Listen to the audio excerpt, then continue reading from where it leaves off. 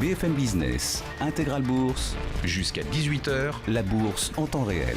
Et on va s'intéresser pendant le quart d'heure qui suit à la situation des émergents, des pays émergents et des marchés émergents avec un spécialiste, Sylvain Barthélémy, à mes côtés en plateau, directeur général de TAC Economics. Bonjour Sylvain. Bonjour. Merci beaucoup d'être avec nous. Vous nous parliez au printemps dernier, je crois, de ces... Alors il y avait eu la séquence brise pour les marchés émergents, mais ça c'était l'an passé, oui. C'est ça. Et puis la brise s'était transformée en vent contraire, en vent de face pour les émergents. Ça c'était le thème que vous portiez depuis le mois de mai dernier chez TAC Economics. Où en est-on là de la météo pour les marchés émergents après les derniers événements qu'on a pu vivre cet été, notamment la poursuite de l'escalade commerciale, des tensions commerciales entre la Chine et les États-Unis? Oui, je voulais revenir dessus parce que j'ai l'impression qu'avant l'été, quand on évoquait le risque d'un retournement sur les économies développées, c'était encore incertain. Enfin, les avis étaient partagés. Et là, au retour des vacances... Vous trouvez un peu plus de monde dans votre sens. Oui. Oui, exactement. Il y a beaucoup plus de consensus. Alors, juste pour faire un aparté de 2 secondes avant de parler des émergents, sur la façon dont nous, on a anticipé ce retournement, on utilise beaucoup d'outils d'intelligence artificielle chez nous pour à la fois faire du diagnostic macroéconomique sur les développés et sur les émergents. Donc quand je dis quelque chose sur un pays que je suis inquiet ou que je pense qu'il y a un certain nombre de résilience sur un pays, c'est pas simplement un avis d'économiste, c'est aussi un avis qui est fondamentalement basé sur des modèles des données utilisés de façon assez intensive. Je pense que je l'exprimais pas assez par le passé. Mais c'est très bien de le rappeler, vous avez raison Sylvain. Et donc dans le cas... Ça veut dire qu'il y a quelque chose d'objectivé, vous dites, exactement, complètement dans le diagnostic que vous portez. Même si, bon, il y a une équipe d'économistes chez TAC Economics, oui. Ça, je suis bien placé pour le savoir parce que je les reçois et vous en faites partie, mais voilà, vous apportez votre diagnostic en sus des données que vous avez justement crunchées autour de chaque pays. Exactement, on a une approche très rationnelle en fait, c'est ce qu'on défend. Et bien sûr, évidemment, on a notre regard d'économiste sur ce que nous donnent les modèles, mais à la base, il y a vraiment quelque chose de très rationnel, on passe tous les pays dans la même moulinette. Voilà.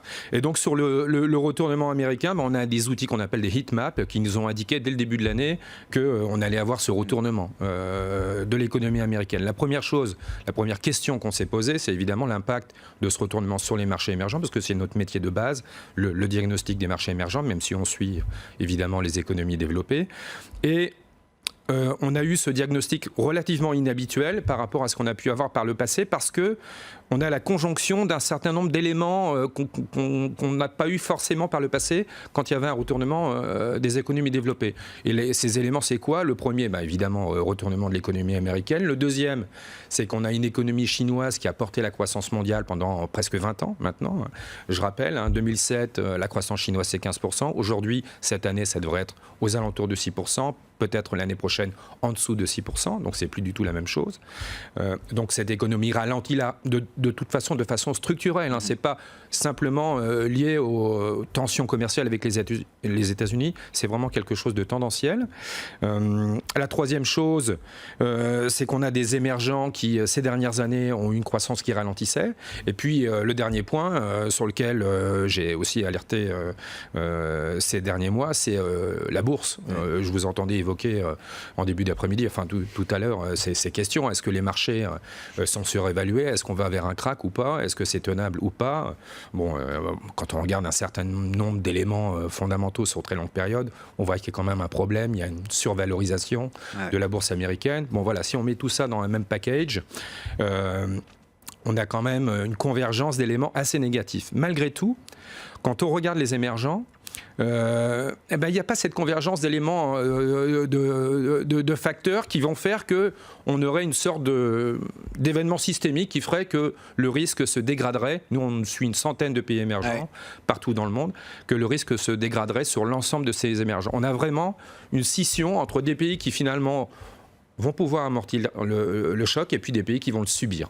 On nous a beaucoup dit, enfin j'entends beaucoup depuis des années, il ne faut pas considérer les BRICS ou les émergents comme un bloc homogène, sauf que vous dites quand même, jusqu'à présent, dans les phases de retournement de marché, quand même, quand on vendait les émergents dans leur ensemble. Et là, vous dites peut-être que ce qui nous attend demain, c'est quelque chose de plus discriminant, de plus fin, justement, pays par pays, ou en tout cas bloc de pays par bloc de pays. Il faut faire un diagnostic peut-être plus fin de ce point de vue-là. Alors quand la croissance mondiale se retourne, de toute façon les émergents souffrent. Ça, on part de ce postulat, les émergents souffrent pour tout un tas de raisons, mais ils ont une croissance. Ils profitent comme tout le monde, enfin comme tous les pays du monde, de la globalisation, et quand donc les choses se retournent, ils souffrent.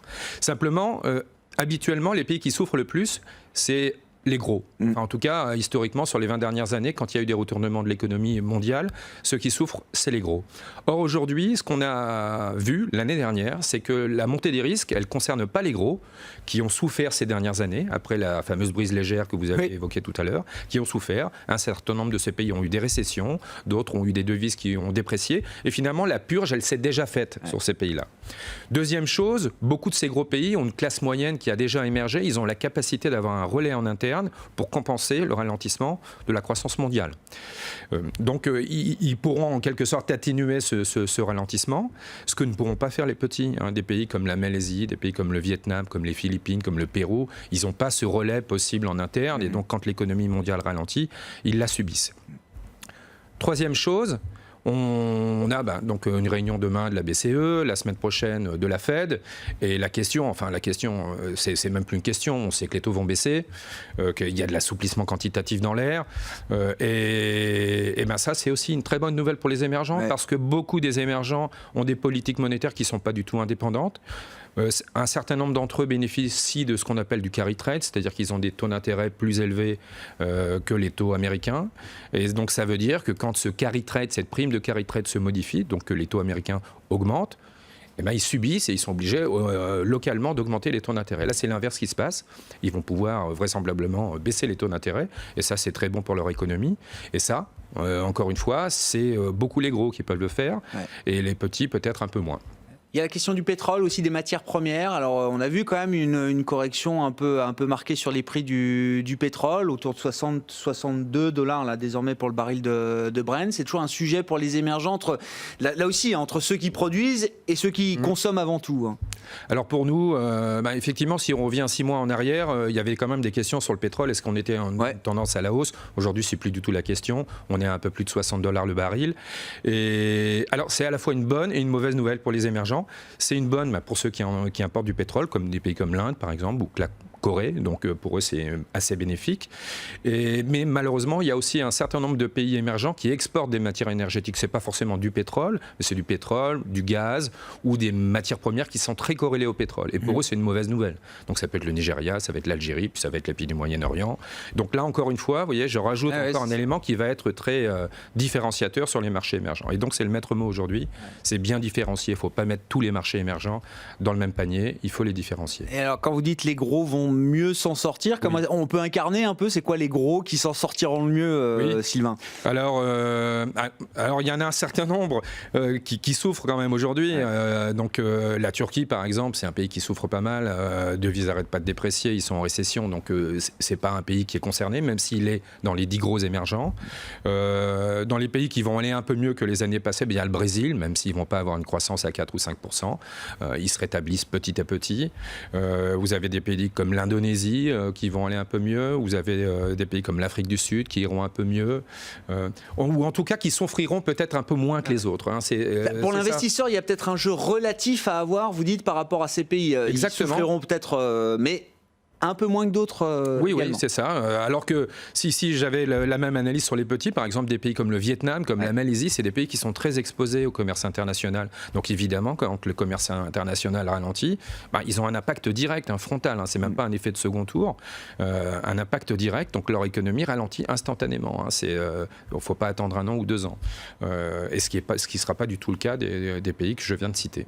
Merci beaucoup Sylvain, merci d'avoir été avec nous en plateau. Vous venez régulièrement nous apporter votre analyse et votre diagnostic sur les marchés émergents. Sylvain Barthélémy, directeur général de TAC Economics, avec nous dans Intégral Bourse cet après-midi. Bientôt 16h30, on va marquer une pause. On va faire un tour évidemment du côté de New York, sur le floor du New York Stock Exchange, pour retrouver en duplex Sabrina, avec des marchés américains plutôt positifs et même un retour des valeurs technologiques qui avaient un petit peu souffert ces derniers jours, qui souffraient un peu plus que le reste du marché. Mais on voit avec Apple leader, le compartiment technologique qui reprend le leadership aujourd'hui. Apple qui s'en sort très bien après les annonces d'hier soir, le titre Apple qui bondit de plus d'1,5% et ça rejaillit sur l'ensemble du compartiment technologique jusqu'en Europe, jusqu'aux clients et aux fournisseurs d'Apple en Europe, les fournisseurs dans le secteur des semi-conducteurs, avec par exemple STMicro à Paris qui signe la plus forte hausse toujours depuis ce matin à la Bourse de Paris. STMicro, une hausse de plus de 3%. Le CAC 40 lui progresse de 0,46%. On va rentrer dans la dernière heure de séance pour les marchés européens. Ce sera une séance globalement positive, même si quelques marchés restent sur le côté de la route aujourd'hui. Je pense à l'Italie ou à l'Espagne, mais pour le marché parisien et pour le marché allemand encore plus, c'est une séance positive à la veille des annonces de la Banque Centrale Européenne. BFM Business, Intégral Bourse, jusqu'à 18h, la bourse en temps réel.